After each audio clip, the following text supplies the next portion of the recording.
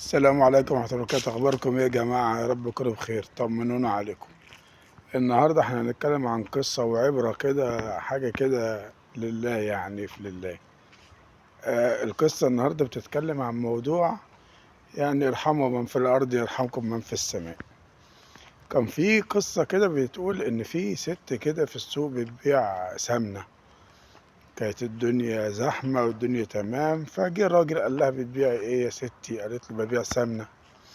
قال لها طيب معلش ممكن تنزلي الزلع من على دماغك عشان اشوف السمنة واشوفها كويسة ولا لأ.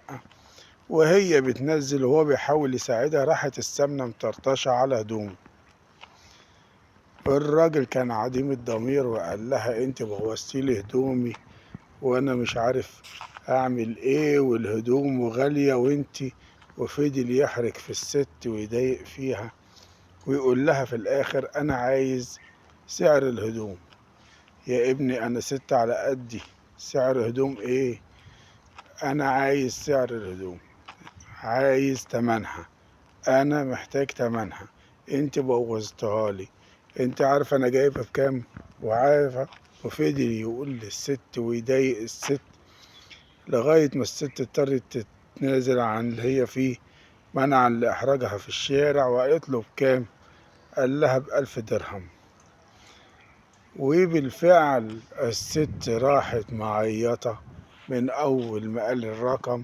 وأجيب منين يا ابني وأنا على قد حالي والحكاية والظروف؟ قال لها ماليش دعوة يا ابني، أنت فضحتني كده في الشارع على حاجة بسيطة.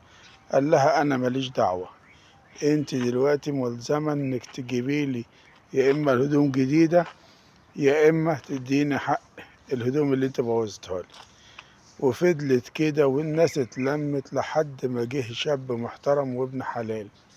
الشاب ده جه وقف وسمع القصة وقال ايه اللي حصل يا جماعة؟ فهمونا. والست حكت له القصة كلها، وقال له خلاص انا هديك حق الهدوم بتاعتك. تمنها كام انت قلت؟ قال له 1000 درهم. قال له حاضر، تحت امرك، اتفضل يا فندم ال1000 درهم.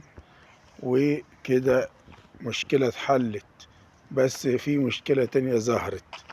قال له ايه؟ قال له كده انا عايز الهدوم اللي انا اشتريتها. هدوم ايه يا حضرة؟ انا اشتريت منك الهدوم اللي باظت، صح؟ قال له حصل.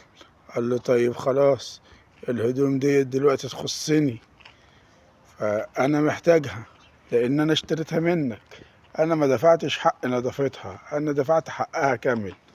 مش ده حصل؟ قال له ايوه حصل. قال له طب انا عايز الهدوم. قال له مش هينفع اديك الهدوم وامشي عريان. قال له خلاص اديني تمنها.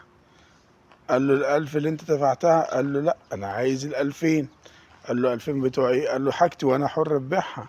انا عايز ابيع الهدوم اللي انا اشتريتها من شوية واكسب فيها، هبيعها ب2000. يهديك يرضيك، انت عايز تمشيني عريان؟ قال له ما انت كنت قلت للست ماليش دعوة باللي انت فيه، وكنت عايز تفضحها قدام الناس. ففضلت الناس اتلمت وحكمت ان الشاب دوت عنده حق. قال ان هي اشترى منه الهدوم ويبيعها زي ما يبيعها يا اما ياخدها. من هنا لهنا الراجل عرف ان هو غلط، وعرف ان هو ما حسبهاش صح، واستضعف الست الغلبانة. وقال ان هو يقدر يتحكم فيها ويعمل اللي هو عايزه، وياخد تمن فلوس او تمن حاجة مش من حقه ان هو يعمل كده. وهو حتى ما فضلش، يعني ما حاولش يجبر بخاطرها ويقول لها معلش حقك عليا. واضطر يدفع ال2000 للهدوم اللي هو لسه بايعها ب1000. يعني هو خد 1000 ورجع 2000.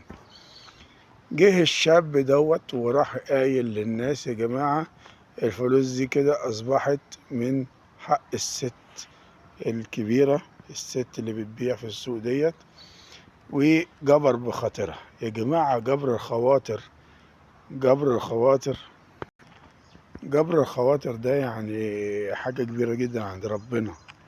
فأنا بوصيكم ووصي نفسي بجبر خاطر الناس الناس اللي هي محتاجة جبر الخاطر. والله ربنا سبحانه وتعالى بيبعت لنا الناس اللي محتاجة جبر الخواطر دي علشان خاطر يعني هو يسترها معانا ويرزقنا ويجبر بخاطرنا.